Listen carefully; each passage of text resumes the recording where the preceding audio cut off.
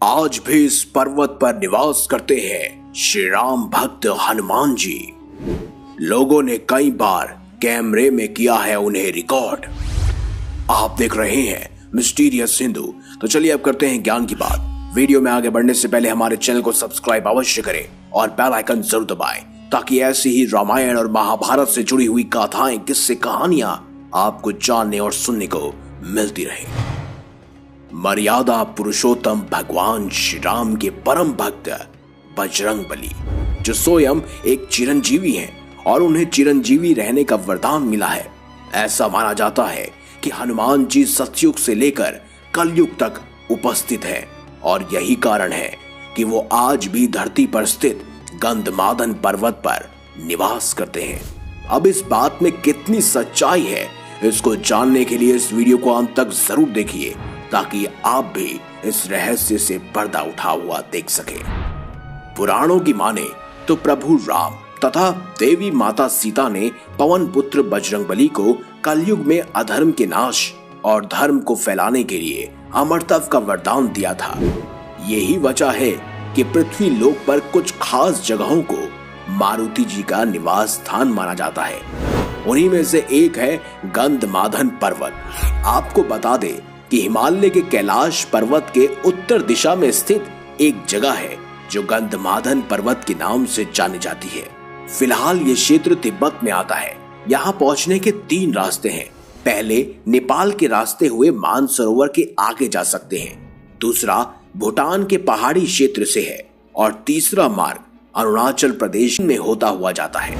कई पुराणों में, धर्म ग्रंथों में इस बात की पुष्टि हुई है कि गंधमादन पर्वत ही बजरंगबली का निवास स्थान है। श्रीमद् भागवत गीता में तो इस पर्वत के बारे में विस्तार से बताया गया है।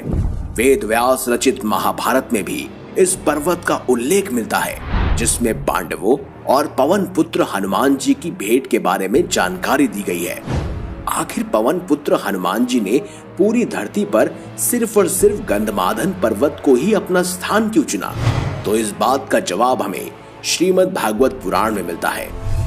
अगर इस ग्रंथ की माने तो भगवान राम धरती से वैकुंठ को प्रस्थान कर रहे थे, तभी प्रभु ने हनुमान जी को धरती पे ही रहने का आदेश दिया और अपने प्रभु की इच्छा अनुसार पवन पुत्र बजरंगबली ने ऐश्वर्य शक्ति से युक्त गंधमादन पर्वत को अपना निवास स्थान चुना। वहां अपने अज्ञातवास के समय सभी पांडव हेमवत पार करके गंधमादन पर्वत के पास पहुंचे थे।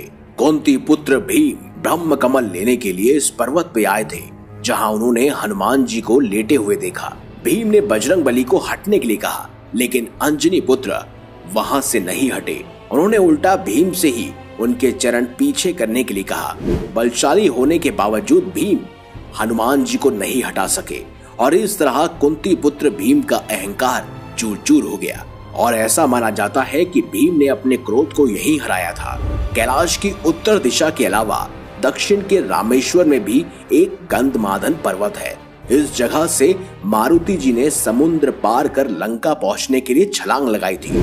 वहीं इंद्रलोक में जाते समय अर्जुन को हेमवंत और गंधमादन को पार करते हुए बताया गया है। गंधमादन अपने आप में ही बहुत खास है। पहले ये कुबेर के राज्य क्षेत्र में था। स्वर्ण नगरी लंका को खो देने के बाद धन के देवता कुबेर ने गंधमादन पर्वत पर ही निवास किया। यहाँ बजरंगबली से पहले भी कई महापुरुष रह चुके हैं। ये वही स्थान है जहाँ महर्षि कश्यप, कृपाचार्य, अश्वत्थामा, ऋषि व्यास, विभीषण, बाली और परशुराम जी ने तप किया था। और तो और मार्कंडे ऋषि ने भी भगवान नारायण के उदय में भी गंधमादन पर्वत के दर्शन किए थे। इसके साथ कई देवता, ऋषि मुनि और अप्सरा और किन्नरों ने इस पर्वत को अपना निवास स्थान माना। ये सब वहां निर्भीक होकर विचरण करते हैं। अब ये भी जान लेते हैं कि गंधमादन पर्वत का नाम आखिर कैसे पड़ा। इसके पीछे एक रोचक कथा है। धर्म ग्रंथों के अनुसार इस पर्वत पर कई तरह की जड़ी बूटियां और वनस्पति हैं, जिससे ये पूरा वन सुगंधित रहता है। इसी के चलते इस पर्वत का नाम गंधमादन रखा गया। समेरु पर्वत के चारों तरफ में इसे गंधजन पर्वत के नाम से जाना जाता है। आपको बता दें कि गंधमादन पर्वत के शिखर पर किसी भी वाहन से नहीं पहुंचा जा सका है। और तो और इस पर्वत पर कोई भी बुरी आत्मा नहीं पहुंच सकती, क्योंकि पापियों का यहाँ रहने वाले विशाल सर्प कीड़े मकोड़े डस लेते हैं।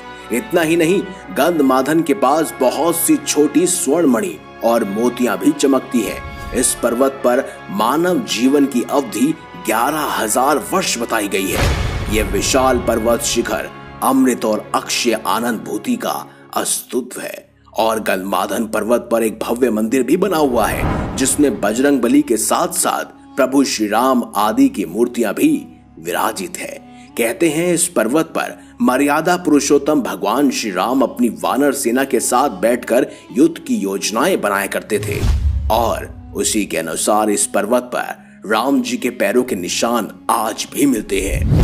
तो आशा है आपको हमारी ये खास जानकारी जो हनुमान जी और गंधमादन पर्वत से जुड़ी हुई है बेहद रोचक और अच्छी लगी होगी।